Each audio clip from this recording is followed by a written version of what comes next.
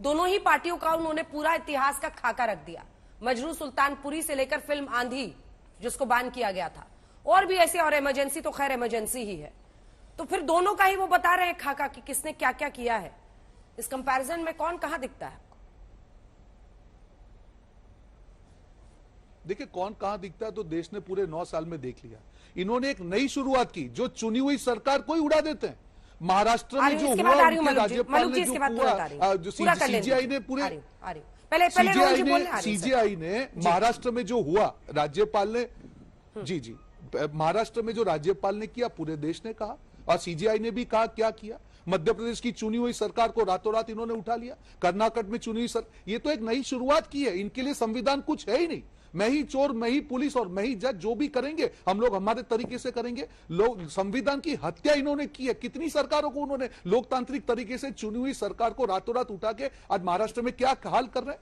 Divide and rule, बांटो और राज करो। जो 60,000 करोड़ का जिसके ऊपर भ्रष्टाचार कर रहे हैं उसको अपने वॉशिंग मशीन में सफाई करके फाइनेंस डिपार्टमेंट दे रहे हैं। जिसके ऊपर परिवारवाद का आक्षेप कर रहे हैं उसी को अपनी सरकार में उप मुख्यमंत्री बना रहे हैं। तो इनके चाल चरित्र, चेहरा क्या है, पूरे देश के सामने है। उन्होंने जम्मू कश्मीर की बात की। जब आप पीडीपी के साथ सरकार में थे तब आप देशद्रोही नहीं थे, तब आप पूरे देश प्रेमी थे। तो उनकी जो डबल जो स्टैंडर्ड्स हैं अंजना जी, पूरा देश ये देख रहा है। और आज इसी तरीके से जो एक बिल आ रहा है, जो अभी सीईसी का बिल ये लोग लेके आ रहे हैं, जो सीजीआई, हमेशा भाजपा के प्रवक्ता बोलते हैं कि हमने सुप्रीम कोर्ट का अपमान कर दिया, आप मान नहीं करते हैं। आप सीजीआई को उस कमिटी से निकालने का प्रस्ताव करके उसमें प्रधानमंत्री के द्वारा एक कैबिनेट मिनिस्टर को डालना, ये क्या है? ये देश को आप कहां लेके जा रहे हैं? जो सीईसी का पद संविधान के तरीके से सबसे तटस्थ होना चाहिए, आज उसमें भी, उस कमिटी में भी आपको सीजीआई के होने पर विरोध है। और आप देश के सामने लोकतंत्र की बात कर रहे हैं। शर्म आनी चाहिए। हमेशा से संविधान का गड़ा घोटने का काम आपने किया। आप बहुत बड़े इतिहासकार हैं। 9 साल के पन्ने उखाड़ के देख लीजिए। 60 साल के इतिहास के सामने आपको 9 साल के पन्ने ज्यादा खराब लगेंगे अगर आपके दिल में ईमानदारी है। मैं मानता हूं दिल से आप ईमानदार आदमी है, मजबूरी है आपकी, कई चीजें आप देश के सामने नहीं रख सकते, पर जब अकेले में बात करेंगे तब आपसे डिस्कशन करेंगे कि क्या आपकी हकीकत है। तो आप मत बताइए देश को। आज सारी संस्थाओं का जो दुरुपयोग हो रहा है, मैं आपको महाराष्ट्र में बता रहा हूं अंजना जी,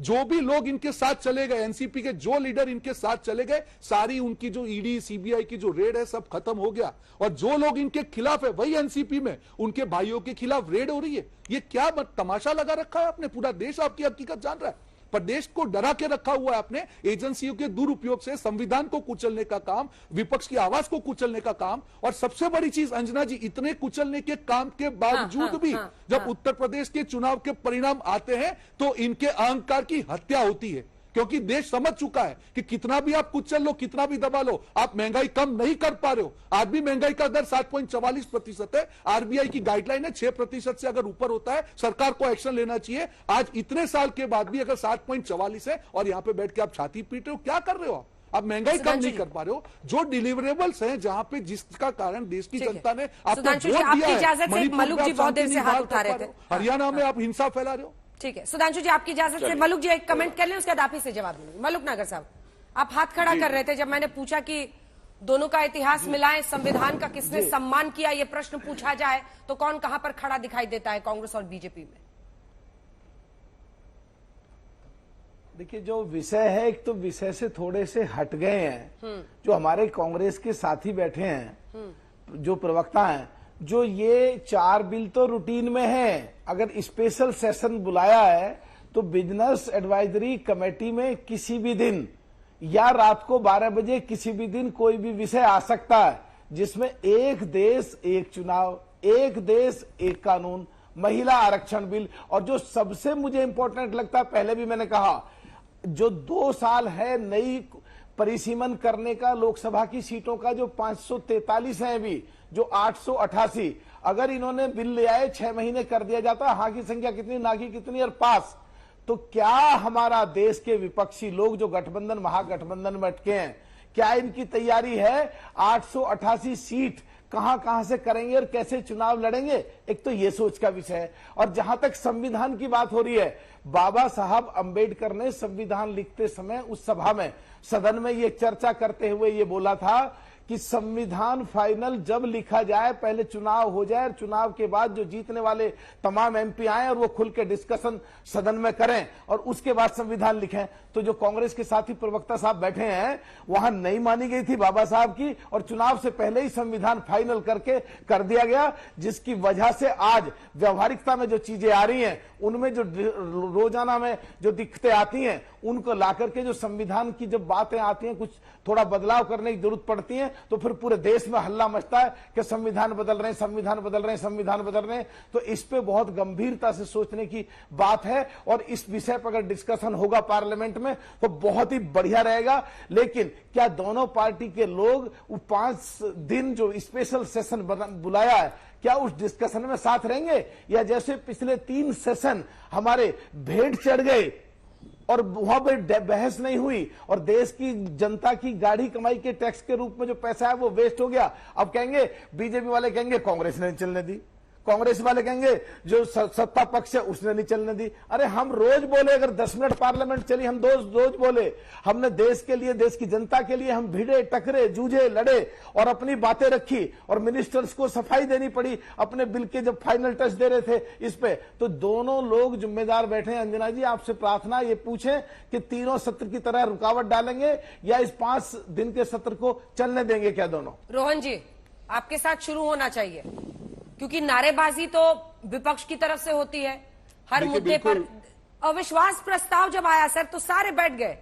हालांकि जब पीएम बोल रहे थे, विपक्ष जब सत्ताधारी पार्टी के नेता बोल रहे थे तो वॉकआउट कर रहे थे कई नेता, लेकिन तब फिर बहस होने लगी, क्योंकि अविश्वास प्रस्ताव पर बहस हो रही थी, क्योंकि आपको एक पॉइंट प्रूव करना था।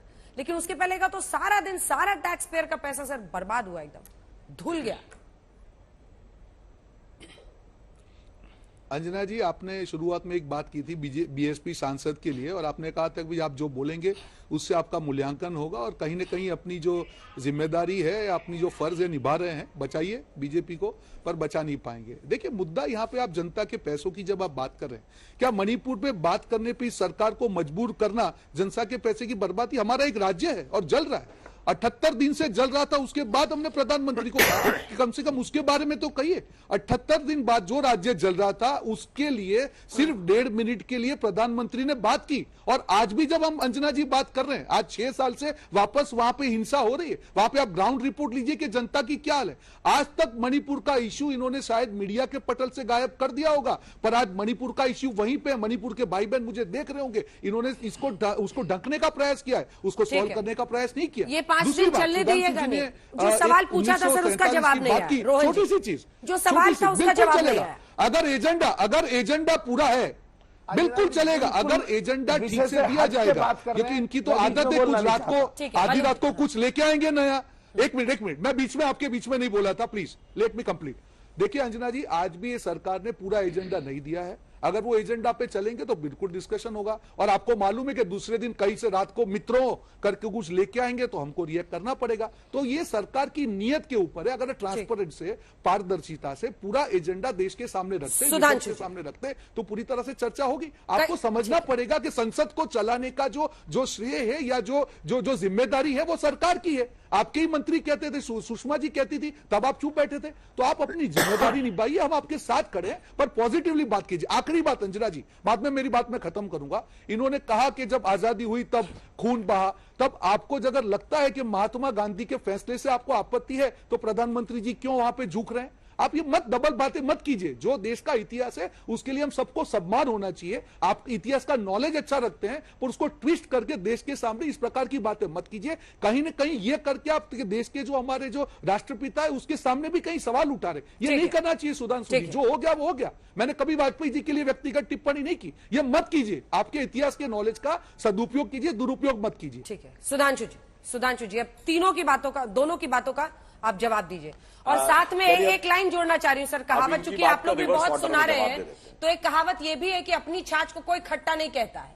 ना रोहन जी कहेंगे ना सुधांशु जी कहेंगे, लेकिन समय और पैसा देश का बर्बाद होता है। नहीं अंजना, विशेष सत्र बुलाया आपने तो ये आप लोग को सुनिश्चित करना है कि काम करें आप लोग जी। देखिए, एक कहावत होती है कि खत का मजमून भाप लेते हैं लिफाफा में। तो जो खत लिखा है सोनिया गांधी जी ने, उसका मजमून जो लिखा है वो तो समझ में आ रहा है, जो नहीं लिखा है वो भी समझ में आ रहा है। इसलिए उसमें कोई बहुत समस्या की बात नहीं है। जो आपने कहा, हम लोग को समझ में आ रहा है कि अंततः आप लोग संसद सत्र के दौरान क्या करने का भाव रख रहे हैं। अब जहां तक आपने अन्य बात कही, तो मलूक नागर साहब ने एक बहुत सही बात कही थी। आपको पता है दुरुपयोग क्या होता है? इस देश की पहली सरकार बर्खास्त हुई थी चुनी सरकार के द्वारा नहीं, कॉन्स्टिट्यूंट असेंबली के द्वारा 1951 में, और कांग्रेस ने अपनी ही सरकार को बर्खास्त किया था। और मैं दो उदाहरण देश की जनता के सामने रखता हूं, उसके बाद अपने आप दूध का दूध पानी का पानी हो जाएगा कौन संविधान को ध्यान रखे। 1980 में जब इंदिरा जी दोबारा जीत के आई और कांग्रेस की केंद्र में सरकार आ गई, तो विपक्ष की 1 दर्जन सरकारें इस आधार पर बर्खास्त कर दी गई कि चूंकि केंद्र में अब हमारी सरकार आ गई है, तो आपको प्रदेश में शासन करने का नैतिक आधार नहीं रह गया। यह था संवैधानिक आधार। और दूसरा, मैं ढांचा गिरने के बाद 6 दिसंबर 1992 के बाद हमारी उत्तर प्रदेश की सरकार बर्खास्त की, समझ में आया भाजपा की सारी सरकारें बर्खास्त कर दी कि साहब चूंकि आपके प्रांत, एक प्रांत में ऐसा हो गया है, सब जगह शांति थी वो, तो अब बस ये 2 चीजें पर्याप्त है कि किसने कितनी ईमानदारी से काम किया है और किसने संविधान के विषय के ऊपर किस रूप में चीजों को रखा है। अब जहां तक आपने बात कही कि महात्मा गांधी का अपमान हमने नहीं किया, मान्यवर, आपको मैं स्पष्ट कर दूं, आपकी तो पार्टी का इतिहास आपको बेहतर पता होना चाहिए। देश विभाजन का प्रस्ताव ब्रिटिश पार्लियामेंट में पास होने के बाद कांग्रेस वर्किंग कमेटी में पारित हुआ, विधिवत कांग्रेस के सारे सदस्यों ने उस पर साइन किए हैं। जब 4 जून 1947 को हुआ, उससे पहले मई में महात्मा गांधी कौन सी पार्टी में थे? और महात्मा गांधी कांग्रेस में किसी पद पार्टी में थे? आज सुनिए, तो मैं आगे वही बोल रहा हूं। महात्मा गांधी उस समय कांग्रेस में किसी पद पर नहीं थे। उस समय कांग्रेस के अध्यक्ष जवाहरलाल नेहरू थे, उनकी अध्यक्षता में हुआ, और महात्मा गांधी कांग्रेस में किसी पद पे नहीं थे, वो पार्टी के बाहर एक मॉरल स्टैंड की तरह। मत कीजिए। अरे मैं वही कर रहा हूं, तो पार्टी के बाहर तो सिग्नेचर वाली, तो इसलिए मैं कह रहा हूं पूरी कांग्रेस कार्य समिति ने पारित किया नेहरू जी की अध्यक्षता में। कहां गांधी जी के चक्कर में दबाव करने के लिए लगे हुए भाई, उसमें फैक्ट ये है। खैर, अब आज के ऊपर आ जाइए। जल्दी से टाइम खत्म हो रहा है, टाइम खत्म हो रहा है सुधांशु जी। बस एक लाइन में, अच्छा, मैं सिर्फ एक लाइन में कह देना चाहता हूं। देखिए, इनके सामने स्थिति यह है कि इनको यह समझ में आ गया है कि उत्तरोत्तर चीजें जिस दिशा में बढ़ रही हैं, उस दिशा में इनके लिए अपने गठबंधन की एकता बनाना मुश्किल है। ये सबकी एकता की तो क्या बात करेंगे। मणिपुर पर सिर्फ एक बात कह दूं, आप पटना में मिले, मुंबई में मिले और बेंगलोर में मिले, चलिए आपने अपनी मीटिंग में 1 घंटा भी डिस्कस किया हो मणिपुर पे, तो बताइए कोई विशेष आपने रोहन जी एक लाइन इस पे, रोहन जी एक लाइन इस पे। हम तो तैयार थे 267 पे जब आप, ठीक है रोहन जी एक लाइन इस पर। मुझे नहीं मालूम है सुधांशु जी, आपने वहां पे नहीं, मुझे ये नहीं मालूम है कि आपने वहां पे कैमरा लगाया था या हेडफोन लगाया था, कि आपको मालूम है कि वहां पे हमने डिस्कशन नहीं किया। बिल्कुल किया, नंबर 1। और 2 बैठक में तो 200 रुपए का फायदा देश को हो ही गया गैस के सिलेंडर पे, तो जितनी बैठक होगी उतना फायदा होगा। अंजना जी, आप लास्ट 10 दिन का एजेंडा देखिए। भारत और इंडिया हुआ, फिर उनके दबाव ने आपने सिलेंडर का दाम कम, ठीक है वही पूछ रही हूँ, आपने इनके दबाव में सिलेंडर का दाम कम किया, अब एजेंडा बता रहे हैं। जल्दी से सिर्फ 2 लाइन सुधांशु जी। देखिए, इनकी प्रेस रिलीज में 1 लाइन मणिपुर का था। मैंने तो स्पेशल सत्र कहा, एक सत्र तो आपका 2 घंटे का हो सकता था मणिपुर पे। और रही बात इनकी 200 रुपए का ऐसा फायदा हुआ अंजना जी, कि भाजपा शासित राज्यों में तो हो गया, इन्होंने अपने कम नहीं किए थे।